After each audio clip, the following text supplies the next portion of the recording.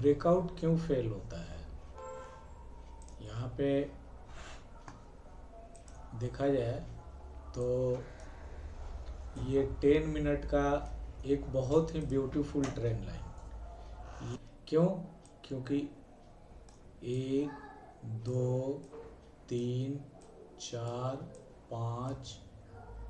5 बार test किया है, ठीक है। और उसके बाद में 5 बार टेस्ट करने के बाद में प्राइस ने हॉल्ट भी किया है। यहाँ एक पावरफुल ब्रेकआउट कब होता है, तो पावरफुल ब्रेकआउट होने के रूल्स क्या क्या है।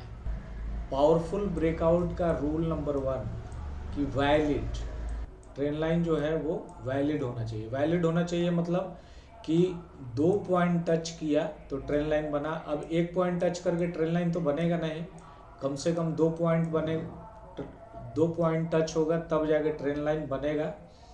तो कम से कम 2 बार टच किया तो ट्रेंड लाइन बना। यहाँ हम देख सकते हैं प्राइस ने फर्स्ट टाइम यहाँ एक पिवट बनाया, दूसरी बार पिवट बनाया तो ये एक ट्रेंड लाइन बना। लेकिन ट्रेंड लाइन जब तक कि तीसरी पिवट को रिस्पेक्ट न करे तब तक एक वैलिड ट्रेंड लाइन नहीं होता है। तो एक यहाँ पे जब तीसरी बार मार्केट ने इस ट्रेंड लाइन को पिवट ने रिस्पेक्ट किया, यानी कि प्राइस यहाँ से रिजेक्ट हुआ, पहली बार रिजेक्ट हुआ, दूसरी बार रिजेक्ट हुआ, ट्रेंड लाइन बना, तीसरी बार रिजेक्ट हुआ, ट्रेंड लाइन वैलिड हो गया कि हाँ एक ट्रेंड लाइन बन रहा है, चौथी बार भी प्राइस ने रिस्पेक्ट किया है।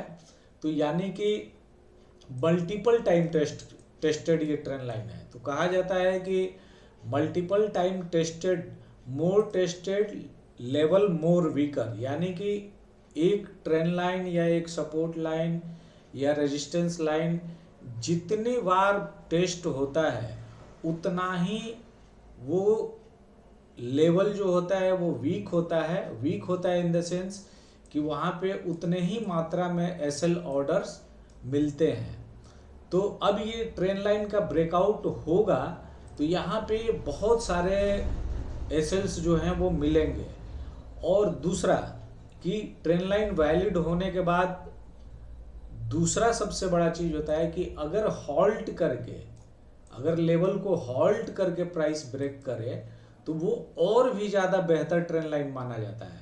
तो यहाँ प्राइस ने हॉल्ट भी किया है, यहाँ पे लेवल को रिस्पेक्ट किया, यहाँ पे आया, प्राइस ने हॉल्ट किया, 2 कैंडल का हॉल्ट है, और हॉल्ट के बाद में इस तरीके कैंडल से ब्रेकआउट, यानी ये मतलब ब्रेकआउट का सबसे पावरफुल, ब्रेकआउट के रूल्स को फॉलो अगर देखें तो सबसे पावरफुल ब्रेकआउट हुआ यहाँ पे।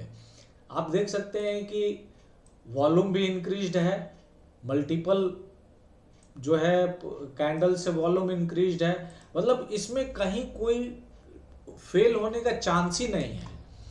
तो फिर ये ट्रेंड लाइन क्यों फेल हुआ, ये ट्रेंड लाइन का ब्रेकआउट जो है फिर ये ब्रेकआउट क्यों फेल हुआ।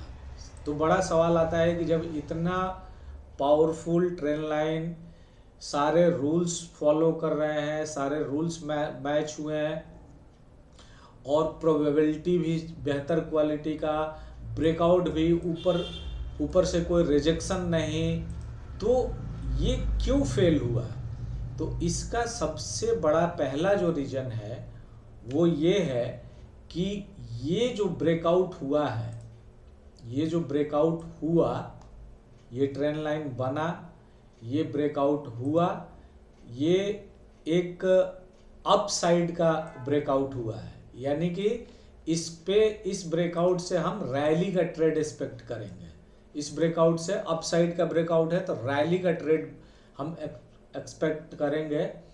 तो क्यों फेल हुआ, कारण ये है। तो सबसे बड़ा और मोस्ट इम्पॉर्टेंट जो रीजन है वो ये कि ये जो ट्रेंड लाइन ब्रेक हुआ है ये एक डेली के स्ट्रॉन्ग, यानी कि डेली के पावरफुल सप्लाई जोन के अंदर में ये ट्रेंड लाइन बना है। सप्लाई जोन का मतलब होता है कि इंस्टीट्यूशन का सेलिंग जोन, इंस्टीट्यूशन का सेलिंग एरिया होता है ये। तो सबसे पहला जो रीजन है कि प्राइस और ट्रेंड लाइन का ब्रेकआउट जो हुआ है, सबसे पहला और सबसे बड़ा जो रीजन है वो ये कि इस ट्रेंड लाइन का ब्रेकआउट एक सप्लाई जोन के अंदर हुआ। इसलिए जब प्राइस सप्लाई जोन के अंदर में अपसाइड का ब्रेकआउट दे तो वो ब्रेकआउट फेल होता है। अगर डाउन साइड का ब्रेकडाउन हो और वो डिमांड जोन में हो तो वो फेल होता है। ये पहला रीजन।